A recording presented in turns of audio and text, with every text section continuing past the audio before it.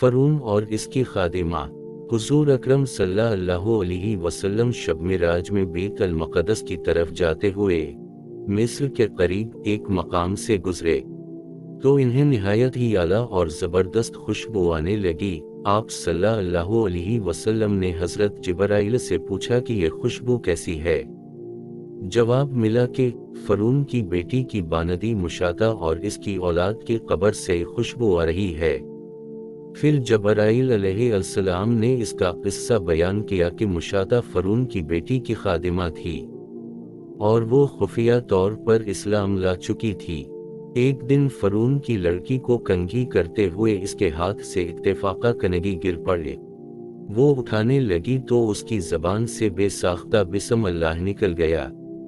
اس پر شہزادی نے کہا کہ تو نے آج عجیب کلمہ بولا، رب تو میرے باپ فرون ہی ہے، تم نے پھر یہ کس کا نام لیا ہے؟ اس نے جواب دیا، فرون رب نہیں بلکہ رب وہ اللہ ہے جو مجھے اور تجھے اور خود فرون کو روزی دیتا ہے۔ شہزادی نے کہا، اچھا تو میرے باپ کے سوا کسی اور کو اپنا رب مانتی ہے؟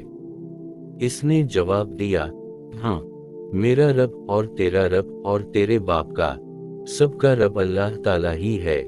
شہزادی نے اپنے باپ سے کہلوئی وہ سخت گزر غضبناک ہوا اور اسی وقت اسے برسر دربار بلوایا بے اور کہا کیا تو میرے سوا کسی اور کو اپنا رب مانتی ہے؟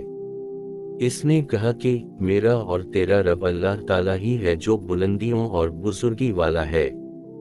فرون نے اسی وقت حکم دیا کہ تانبے کی جو گائے بنی ہوئی ہے اس کو خوب دبایا جائے اور جب بالکل اگ جیسی ہو جائے تو اس کے بچوں کو ایک ایک کر کے اس میں ڈال دیا جائے اور خر میں خود اسے بھی اسی میں ڈال دیا جائے۔ چنانچہ وہ گرم کی گئی۔ جب آگ جیسی ہو گئی تو حکم دیا کہ اس کے بچے کو ایک ایک کر کے اس میں ڈالنا شروع کرو۔ اس نے کہا، بادشاہ ایک درخواست میری منظور کرو، وہ یہ کہ میری اور میرے ان بچوں کی ہڈیاں ایک ہی جگہ ڈال دینا۔ فرون نے کہا، اچھا تیرے کچھ حقوق ہمارے ذمہ ہیں اس لیے یہ منظور ہے۔ اس کی دونوں بچیاں اس کی آنکھوں کے سامنے اس میں ڈال دی گئی اور وہ فوراً جل کر راکھ ہو گئی۔ پھر سب سے چھوٹے کی باری آئی جو ماں کی چھاتی سے لگا ہوا دودھ پی رہا تھا۔ فرون کے سپاہیوں نے اسے گھسیٹا تو اس نیک بندی کی آنکھوں تلے اندھیرا چھا گیا۔ اللہ تعالیٰ نے اس بچے کو اسی وقت زبان دی اور اس نے بآواز بلند کہا، اماں جان افسوس نہ کرو، اماں جان ذرا بھی پسو پیش نہ کرو، حق پر جان دینا ہی سب سے بڑی نیکی ہے۔ چنانچہ انہیں صبر آ گیا۔ اس بچے کو بھی آگ میں ڈال دیا گیا اور آخر میں ان کی ماں کو بھی اسی آگ میں جلا کر مار دیا گیا۔